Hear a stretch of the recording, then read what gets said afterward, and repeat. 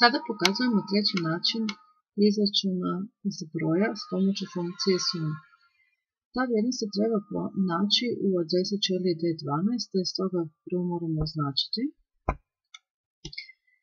Zatim upisujemo znak jednako, onda naziv funkcije sum i otvorimo malu zagradu.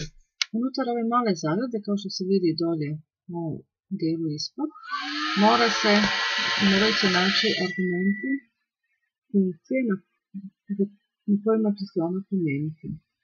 To jest od naše ćelije D5 do D9. To također možemo na više načina, da li ručno da upisujemo ili ovako što ću sad demonstrirati, da označimo ćeliju D5, držeći lijevi miš, tako što dođemo sa mišem u ovaj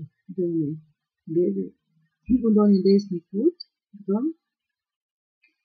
i povlačimo do ćelije D9.